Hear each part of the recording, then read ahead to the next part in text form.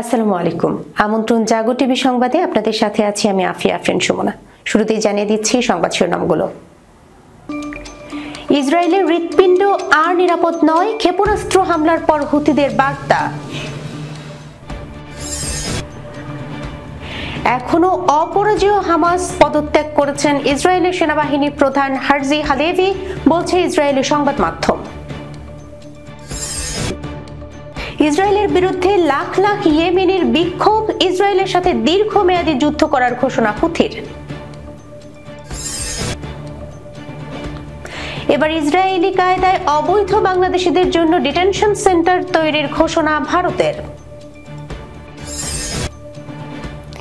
ইসরায়েলের নেতৃত্ব দেওয়ার উপযুক্ত নন নেতানিয়াহু, সাবেক প্রতিরক্ষা মন্ত্রী। ৩২ মামলায় অন্তর্বর্তী জামিন পেলেন ইমরান খানের স্ত্রী। জ্বালানির মাথার দাম $1 কোটি ঘোষণা বাতিল করল যুক্তরাষ্ট্র। দর্শক, এতক্ষণ শিরোনাম শুনছিলেন, এবার জানিয়ে দিচ্ছি বিস্তারিত। ইসরায়েলের তেল আবিবে ক্ষেপণাস্ত্র হামলার দায় স্বীকার করেছে ইয়েমেনের হুতি বিদ্রোহীরা। শনিবার ভোরে তেল আবিব জুড়ে চালানো এই ক্ষেপণাস্ত্র হামলায় অন্তত 16 জন আহত হয়েছে। সংবাদ মাধ্যম আল জাজিরার প্রতিবেদনে এ তথ্য জানানো হয়েছে। হামলার পর হুথি কর্মকর্তা হেজাম আল আসাদ সামাজিক যোগাযোগ মাধ্যম এক্সে বেশ কিছু বিদ্রুপাত্মক পোস্ট করেন। হিব্রু পোস্টে তিনি বলেন, সব ইসরায়েলি প্রতিরক্ষা ব্যবস্থার ব্যর্থতা প্রমাণ করে যে সন্ত্রাসী শত্রু হৃৎপিণ্ড আর নিরাপদ নয়। অন্য এক পোস্টে তিনি বলেন, বিলিয়ন ডলার খরচ করে বানানো প্রতিরক্ষা ব্যবস্থার আর কোনো উপযোগিতা নেই। আরবিতে শেয়ার করা আরেক পোস্টে আল আসাদ লেখেন, শত্রু তাদের সামরিক অবস্থান এবং উপনিবেশকারীদের মনোবল বজায় রাখতে গণমাধ্যমে ক্ষয়ক্ষতি কমিয়ে দেখানোর চেষ্টা করছে। যেখানে ক্ষেপণাস্ত্র প্রতিরোধী মিসাইল পড়েছে, তারা সেই জায়গাগুলোকে ক্ষেপণাস্ত্র দ্বারা আঘাতপ্রাপ্ত এলাকা হিসেবে উপস্থাপন করছে। হুথি জানিয়েছে, ফিলিস্তিন 2 নামের হাইপারসনিক ক্ষেপণাস্ত্র ইসরায়েলের উপকূলীয় শহর জাফা এলাকায় সঠিক লক্ষ্যবস্তুতে আঘাত হেনেছে। টেলিভিশনে দেয়া এক ভাষণে হুতি মুখপাত্র ইয়াহিয়া সারি বলেন, ইসরায়েলি আকাশ প্রতিরক্ষা ব্যবস্থা ক্ষেপণাস্ত্রটিকে বাধা দিতে ব্যর্থ হয়েছে এবং এটি সঠিকভাবে লক্ষ্যবস্তুতে আঘাত করেছে। তিনি আরো বলেন, এই হামলা ছিল গাজায় আমাদের ভাইদের উপর গণহত্যার পাশাপাশি আমাদের দেশের উপর ইসরায়েলি আগ্রাসনের প্রতিশোধ। এদিকে ইসরায়েলি প্রতিরক্ষা বাহিনী তেল আবিবের জাফা এলাকায় ক্ষেপণাস্ত্র আঘাত হানার ঘটনা নিশ্চিত করেছে। মধ্য ইসরায়েল ও এর আশপাশের সমতল ভূমিতে স্থানীয় সময় শনিবার ভোর 3:50 দিকে রকেট সাইরেন বেজে ওঠে। আইডিএফ জানিয়েছে, এই হামলা ইয়েমেন থেকে নিক্ষিপ্ত একটি ক্ষেপণাস্ত্রের মাধ্যমে হয়েছে। সামাজিক যোগাযোগ মাধ্যম এক্সে দেয়া এক পোস্টে ইসরায়েলি পুলিশ বলেছে, হামলাস্থলে পুলিশ ও বোমা বিশেষজ্ঞ দল কাজ করছে। এলাকাবাসীকে নিরাপদে থাকতে নির্দেশনা দেয়া হয়েছে। টাইমস অফ ইসরায়েল জানিয়েছে, ক্ষেপণাস্ত্রটি তেল আবিবের আকাশ সীমায় প্রবেশ করলে সাইরেন বেজে ওঠে, কিন্তু আকাশ প্রতিরক্ষা ব্যবস্থা তা ঠেকাতে ব্যর্থ হয়। এখনো অপরাজেয় হামাস পদত্যাগ করেছেন ইসরায়েলের সেনাবাহিনী প্রধান হারজি হালেভি, এমনই দাবি করেছে ইসরায়েলের কয়েকটি গণমাধ্যম। টানা 14 মাসেরও বেশি সময় ধরে ফিলিস্তিনের অবরুদ্ধ গাজা ভূখণ্ডে অবিরাম হামলা চালিয়ে যাচ্ছে ইসরায়েল। ইসরায়েলি বর্বর এই আগ্রাসনে নিহত হয়েছেন 45,000-এরও বেশি মানুষ।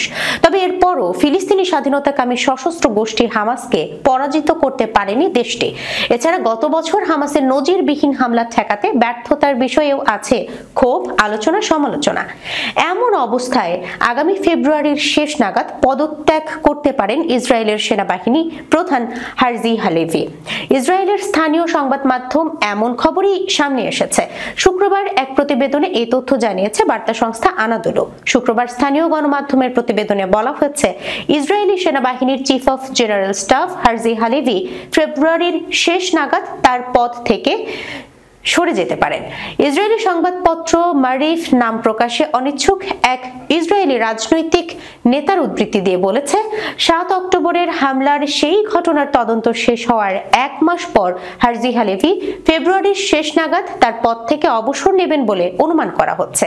এর আগে গত বৃহস্পতিবার ইসরায়েলের প্রতিরক্ষা মন্ত্রী ইসরায়েল কাটস ঘোষণা করেন, 2023 সালের 7 অক্টোবর ফিলিস্তিনি সশস্ত্র গোষ্ঠী হামাস গাজা উপত্যকার আশপাশের অঞ্চলগুলোতে যে নজিরবিহীন আক্রমণ করেছিল সেগুলোর তদন্ত অবশ্যই জানুয়ারির শেষের মধ্যে শেষ করতে হবে। কাটস ইসরায়েলি চিফ অফ স্টাফকে জানিয়েছিলেন, তদন্তের ফলাফলগুলো সরবরাহ না হওয়া পর্যন্ত কোনো নতুন জেনারেল নিয়োগ করা হবে না। কাটসের নির্দেশনার আলোকে সংবাদপত্র মারিফ ইঙ্গিত দিয়েছে, এই সময়সীমা হালেভির পদত্যাগ ত্বরান্বিত করতে পারে। ইসরায়েলের এই সংবাদপত্রটি দেশের সম্প্রচারকারী চ্যানেল 12 এর একটি পূর্ববর্তী প্রতিবেদনও উল্লেখ করেছে, যেখানে ইঙ্গিত দেওয়া হয়েছিল যে হালেভি অবসর নেয়ার আগে 2টি লক্ষ্য নির্ধারণ করেছিলেন, আর তা হলো লেবাননে যুদ্ধের অবসান এবং গত বছরের 7 অক্টোবরের হামলার তদন্তের ফলাফল সামরিক ও জনসাধারণের কাছে উপস্থাপন করা। ইয়েমেনের সশস্ত্র বিদ্রোহী গোষ্ঠী হুথি এবার ইসরায়েলের বিরুদ্ধে নতুন ঘোষণা দিয়েছে। গোষ্ঠীটির মুখপাত্র জানিয়েছেন, ইসরায়েলের বিরুদ্ধে দীর্ঘমেয়াদী যুদ্ধের জন্য প্রস্তুত তারা। তিনি ঘোষণা করেছেন, গাজায় ইসরায়েলি আগ্রাসন বন্ধ না হওয়া পর্যন্ত তাদের এই যুদ্ধ চলবে। এ সময় তিনি আরো জানান, ইসরায়েলের বিরুদ্ধে দীর্ঘমেয়াদী যুদ্ধের জন্য সব রকম প্রস্তুতিই নিয়ে রেখেছে তাদের সামরিক বাহিনী। সম্প্রতি সময়ে ইসরায়েলি নানা স্থাপনা লক্ষ্য করে ড্রোন ও ক্ষেপণাস্ত্র হামলা চালানোর দাবি করে আসছে হুথি। সম্প্রতি হুথির বিভিন্ন স্থাপনা লক্ষ্য করে সরাসরি হামলা চালিয়েছে ইসরায়েল, এতে বেশ কয়েকজন হতাহত হয়েছে। এদিকে ইয়েমেনের লাখ লাখ মানুষ আবারও দখলদার ইসরায়েলের বিরুদ্ধে বিক্ষোভ মিছিল করেছে। এ সময় তারা ফিলিস্তিনিদের প্রতি অকুণ্ঠ সমর্থন পুনর্ব্যক্ত করেন। ইরানের সাহাব চ্যানেলের এক প্রতিবেদনে বলা হয়েছে, ইয়েমেনের জনগণ গত শুক্রবারের মতো আজও সাদা, রিমা, মারিব প্রদেশ সহ বিভিন্ন অঞ্চলে ফিলিস্তিনি জনগণ ও প্রতিরোধ আন্দোলনের সমর্থনে মিছিল করেছে। এ সময় তারা গাজার সঙ্গে থেকে জিহাদ করার প্রত্যয় ব্যক্ত করেছে। একই সঙ্গে যে কোনো ধরনের আগ্রাসন মোকাবেলায় নিজেদের প্রস্তুতির কথা ঘোষণা করেছে। আজকের সমাবেশে অংশগ্রহণকারীরাও সাংবাদিকদের বলেছেন, তারা গাজার সঙ্গে রয়েছেন বিজয় অর্জিত না হওয়া পর্যন্ত। তারা গাজাকে সমর্থন দিয়ে যাবেন। শহীদদের রক্ত বিজয় নিশ্চিত করবে বলে তারা মন্তব্য করেছেন। এ সময় বিক্ষোভকারীরা সমস্বরে দখলদার ইসরায়েলের পাশাপাশি আমেরিকার বিরুদ্ধেও বিভিন্ন স্লোগান দেন। ইয়েমেনের জনগণ প্রথম থেকে গাজার প্রতি সমর্থন দিয়ে আসছে। দেশটির সেনাবাহিনী এ পর্যন্ত গাজা ও লেবাননের প্রতি সমর্থন জানিয়ে দখলদার ইসরায়েল ও তার মিত্রদের বিরুদ্ধে বহু অভিযান পরিচালনা করেছে। ইয়েমেন থেকে ছোড়া বহু ক্ষেপণাস্ত্র ও ড্রোন ইসরায়েলের ভেতরে আঘাত হেনেছে। ইসরায়েলি কায়দায় অবৈধ বাংলাদেশিদের জন্য ডিটেনশন সেন্টার তৈরির ঘোষণা দিয়েছেন মহারাষ্ট্রের মুখ্যমন্ত্রী দেবেন্দ্র ফডনবিস। শনিবার ভারতীয় সংবাদ সংস্থা ANI এর এক প্রতিবেদনে এই তথ্য জানানো হয়েছে। দেবেন্দ্র ফডনবিস বলেছেন, অবৈধ বাংলাদেশি অভিবাসীদের রাখার জন্য মুম্বাইয়ে একটি ভালো ডিটেনশন সেন্টার তৈরি করা হবে। এর কারণ হিসেবে তিনি জানান, তাদের সরাসরি জেলে রাখা যাবে না। তিনি বলেছেন, অবৈধ বাংলাদেশিদের জন্য মুম্বাইয়ে ভালো ডিটেনশন সেন্টার তৈরি করা হবে। প্রতিবেদনে বলা হয়েছে, মহারাষ্ট্রের মুখ্যমন্ত্রী দেবেন্দ্র ফডনবিস বলেছেন, অবৈধ বাংলাদেশি অভিবাসীদের আটক রাখার জন্য মুম্বাইয়ে একটি ভালো ডিটেনশন সেন্টার বা আটক কেন্দ্র তৈরি করা হবে, কারণ তাদের সরাসরি কারাগারে রাখা যাবে না। মহারাষ্ট্রের মুখ্যমন্ত্রী বলেন, সাম্প্রতিক সময়ে আমরা দেখেছি যে অনেকে মাদক ও অবৈধ প্রবেশের মামলায় গ্রেপ্তার হওয়ার পাশাপাশি অবৈধ বাংলাদেশিরাও গ্রেপ্তার হচ্ছেন। তারা সকলেই বিদেশি নাগরিক। তাদের সরাসরি আমাদের জেলে রাখা যায় না, তাদের ডিটেনশন ক্যাম্পে রাখতে হয়। তাই বৃহন্মুম্বাই মিউনিসিপাল কর্পোরেশনের আমাদের ডিটেনশন ক্যাম্প তৈরির জন্য জমি দিয়েছে। এর আগে থানে পুলিশের মানব পাচার বিরোধী সেল রাজ্যটির কল্যাণে অবৈধভাবে বসবাসকারী এক বাংলাদেশি দম্পতিকে গ্রেপ্তার করে বলে কর্মকর্তারা শুক্রবার জানিয়েছেন। ইসরায়েলি বর্বর আগ্রাসনে নিহত হয়েছেন ৪৫,০০০-এরও বেশি ফিলিস্তিনি। এরপরও ফিলিস্তিনি স্বাধীনতাকামী সশস্ত্র গোষ্ঠী হামাসকে পরাজিত করতে পারেনি দেশটি। এমন অবস্থায় ইসরায়েলি প্রধানমন্ত্রী বেনিয়ামিন নেতানিয়াহুর তীব্র সমালোচনা করেছেন দেশটির সাবেক প্রতিরক্ষা মন্ত্রী বেনি গ্যান্টস। তিনি বলেছেন, ইসরায়েলের নেতৃত্ব দেওয়ার জন্য নেতানিয়াহু যোগ্য ব্যক্তি নন। শনিবার এক প্রতিবেদনে এই তথ্য জানিয়েছে বার্তা সংস্থা আনাদোলু। প্রতিবেদনে বলা হয়েছে, প্রধানমন্ত্রী বেনিয়ামিন নেতানিয়াহু ইহুদি জনগণের নেতৃত্ব দেওয়ার জন্য সঠিক ব্যক্তি নন বলে শুক্রবার সাবেক ইসরায়েলি প্রতিরক্ষা মন্ত্রী মন্তব্য করেছেন। সামাজিক যোগাযোগ মাধ্যম এক্সে দেয়া এক পোস্টে তিনি বলেছেন, নেতানিয়াহু প্রধানমন্ত্রী আছেন ঠিকই, কিন্তু তিনি ইসরায়েলি সমাজের মতো একটি সম্প্রদায়ের নেতৃত্ব দেওয়ার জন্য উপযুক্ত নন। ইসরায়েল রাষ্ট্র এবং ইসরায়েলি সমাজ একটি ভিন্ন নেতৃত্ব পাওয়ার যোগ্য। মূলত গাজায় ইসরায়েলি বন্দীদের মুক্ত করার জন্য বন্দী বিনিময় চুক্তিতে আলোচনা করতে অস্বীকার করার পাশাপাশি তার বিরুদ্ধে দুর্নীতির অভিযোগের জন্য নেতানিয়াহু তীব্র সমালোচনার সম্মুখীন হয়েছেন। গত কয়েক মাস ধরে গাজায় আটক ইসরায়েলি বন্দীদের পরিবার একটি চুক্তিতে পৌঁছানোর জন্য নেতানিয়াহুর সরকারের উপর চাপ বাড়িয়েছে। পাকিস্তান তেহরিক-ই-ইনসাফের প্রতিষ্ঠাতা ও সাবেক প্রধানমন্ত্রী ইমরান খানের স্ত্রী বুশরা বিবিকে ৩২ মামলায় অন্তর্বর্তী জামিন দিয়েছেন দেশটির একটি সন্ত্রাস বিরোধী আদালত এটিসি। এই মামলাগুলো মূলত ২৬ নভেম্বরের বিক্ষোভের সঙ্গে সম্পর্কিত। এটিসির বিশেষ বিচারক আমজাদ আলী শাহ ১৩ জানুয়ারি পর্যন্ত তার জামিন অনুমোদন করেন। এটি ইমরানের স্ত্রীর জন্য সাময়িক স্বস্তিদায়ক হলেও আইনি লড়াই চালিয়ে যেতে হবে। বুশরার বিরুদ্ধে রাওয়ালপিন্ডি, আটক ও চকওয়ালের বিভিন্ন থানায় মামলা করা হয়েছে। এদিন শুনানির সময় তিনি আদালতের কক্ষে উপস্থিত ছিলেন এবং তার জামিন নিশ্চিত করার জন্য প্রয়োজনীয় জামিন বন্ড জমা দেন। জামিন মঞ্জুর হওয়ার পর বুশরা আদালত প্রাঙ্গণ ত্যাগ করেন। তার পরবর্তী হাজিরা জানুয়ারির মাঝামাঝি সময়ে, সূত্র জিও নিউজ।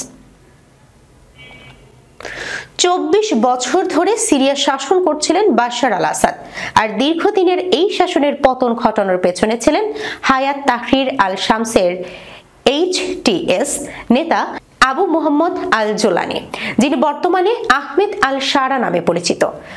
সিরিয়ার নতুন এই নেতা আহমেদ আল শারাকে গ্রেপ্তারের জন্য যুক্তরাষ্ট্রের পক্ষ থেকে $1 কোটি পুরস্কার প্রদানের ঘোষণাটি প্রত্যাহার করেছে ওয়াশিংটন। শুক্রবারে সিরিয়ার নতুন প্রশাসনের সঙ্গে আলোচনার পর যুক্তরাষ্ট্রের জ্যেষ্ঠ এক কূটনৈতিক এ ঘোষণা দিয়েছেন। নিয়ার ইস্টার্ন অ্যাফেয়ার্স সহকারী মার্কিন পররাষ্ট্রমন্ত্রী বারবারা লিফ শুক্রবার অন্য মার্কিন কর্মকর্তাদের সঙ্গে নিয়ে সিরিয়ার রাজধানী দামেস্ক সফর করেন। সেখানে সিরিয়ার নতুন প্রশাসনের প্রতিনিধিদের সঙ্গে তার আলোচনা করেন। এরপরই লিফ পুরস্কারের ঘোষণাটি প্রত্যাহারের কথা জানান। ২০১৮ সালে HTS কে সন্ত্রাসী সংগঠন ঘোষণা করেছিল যুক্তরাষ্ট্র। আল শারা এই সংগঠনটির নেতা। তিনি আবু মোহাম্মদ আল জুলানি নামেও পরিচিত। একসময় আল কায়েদার সঙ্গেও সম্পৃক্ত ছিলেন এই নেতা। লিফ বলেন, শুক্রবারের আলোচনায় ইতিবাচক বার্তা পাওয়ার পর আল শারাকে গ্রেপ্তারের জন্য ঘোষিত পুরস্কার বাতিল করার সিদ্ধান্ত নিয়েছে যুক্তরাষ্ট্র, সূত্র BBC। দর্শক, এই ছিল জাগো টিভি সংবাদে। যাবার আগে শিরোনামগুলো জানিয়ে দিচ্ছে আরো একবার। ইসরায়েলের হৃৎপিণ্ড আর নিরাপদ নয়, ক্ষেপণাস্ত্র হামলার পর হুতিদের বার্তা।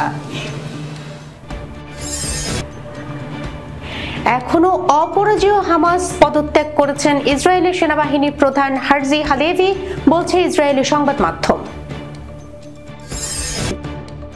ইসরায়েলের বিরুদ্ধে লাখ লাখ ইয়েমেনের বিক্ষোভ, ইসরায়েলের সাথে দীর্ঘমেয়াদী যুদ্ধ করার ঘোষণা হুথির। এবার ইসরায়েলি কায়দায় অবৈধ বাংলাদেশিদের জন্য ডিটেনশন সেন্টার তৈরির ঘোষণা ভারতের। ইসরায়েলের নেতৃত্ব দেওয়ার উপযুক্ত নন নেতানিয়াহু, সাবেক প্রতিরক্ষা মন্ত্রী। ৩২ মামলায় অন্তর্বর্তী জামিন পেলেন ইমরান খানের স্ত্রী। জোলানির মাথার দাম $1 কোটি ঘোষণা বাতিল করল যুক্তরাষ্ট্র। আজকের মতো এই পর্যন্ত। এতক্ষণ সঙ্গে থাকার জন্য ধন্যবাদ সবাইকে। আল্লাহ হাফেজ।